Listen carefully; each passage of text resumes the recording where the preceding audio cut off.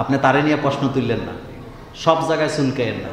ওনার ফায়জমা দেখলে আপনি বুঝবেন ফায়জমা কত উপরে। উনি একজন নিরহংকার মানুষ, কিন্তু মানুষ কখনো ফেরেশতা হতে পারে না। ওনার দোষ নাই বা আছে এটা আমি বলি নাই, তবে উনি একজন উঁচু মানের মানুষ। বাইতুল মোকাররমের খতিব সাহেব ভিডিও করতে খুব কড়াকড়িভাবে নিষেধ করেন। তাহলে যে কোনো ইসলামিক বিষয়ে ভিডিও করা কি হারাম? প্রথম কথা হলো, বাইতুল মোকাররমের বর্তমানে যিনি খতিব তিনি একজন মুখলেস ইমাম। কি ইমাম? মুখলেস।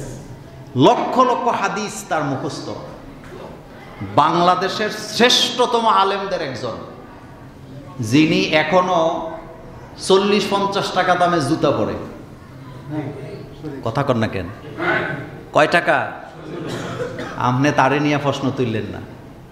উনি ভিডিও করতে দেন, এটা হলো ওনার তাকওয়া। এটা ওনার কি?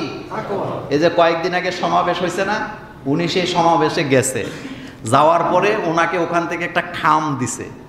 কি দিছে? উনি একটা রিক্সা বা ঠেলা গাড়িতে করে বাইতুল মোকাররমে আসছে।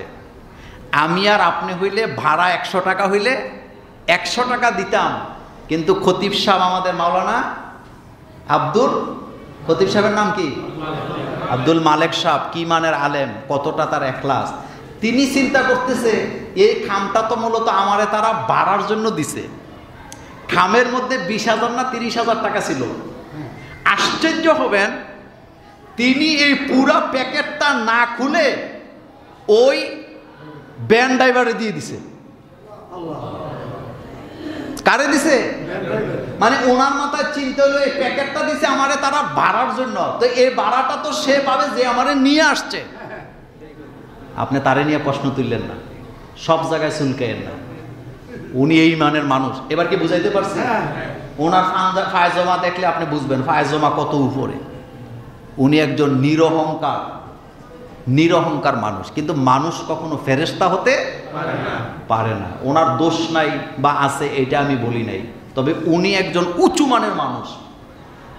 এই যে কাজটা উনি করলেন, প্যাকেটটা যে কি বলে কারে দিছে, এই মানের আরেকটা মানুষ আপনি বাংলাদেশে দেখাইতে পারবেন? আমাদেরকে তো মাহফিলের হাদিয়া কম দিলে চেহারা মোবারক কালো হয়ে যায়।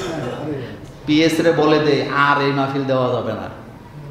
আবার যারা কন্ট্যাক্ট করে না তারা ইনডাইরেক্টলি বলে এমনি তো আপনারা আমারে 30-40 হাজার দেন, কন্ট্যাক্ট করি না, দিয়েন। আর উনি ওনার প্যাকেটটা কারে দিছে? তা আপনি বুঝছেন উনি কি মানের মানুষ? উনি একজন সর্বজন শ্রদ্ধেয় আলেম আমাদের বাংলাদেশে। এবং আরো মজার ব্যাপার, উনি কিন্তু আমাদের কুমিল্লা সন্তান। কুমিল্লাতে মেধা আসেনি? কথা কন না। কুমিল্লাতে মেধা আসেনি? উনি কোন জায়গার সন্তান? ডক্টর মিজানুর রহমান আজহারি কোন জায়গার সন্তান? ডক্টর আবুল কালাম আজাদ বাসার কোন জায়গার সন্তান? তা আমাদের খতিব সাহেব আব্দুল মালেক সাহেব উনি কোন জায়গার সন্তান? কুমিল্লাতে মেধা। অসংখ্য নাম আমি বলতে পারবো, অসংখ্য। এটি কুমিল্লার মাথা, তিনি আমাদের সম্পদ। উনি, এটা ওনার তাকওয়া। এটা ওনার কি? তাকওয়া। সব জায়গায় সব ফতুয়া খোঁজার দরকার নেই। উনি খুব ভালো মানুষ, আল্লাহ পাক ওনাকে কবুল করুক। আরও 2টা রয়ে গেছে, এগুলো পারলাম না, অলরেডি 1:30 বেজে গেছে। আগামী জুমাতে হজ নিয়ে বাকি আলোচনা হবে ইনশাআল্লাহ। আসসালামু আলাইকুম ওয়া রাহমাতুল্লাহ।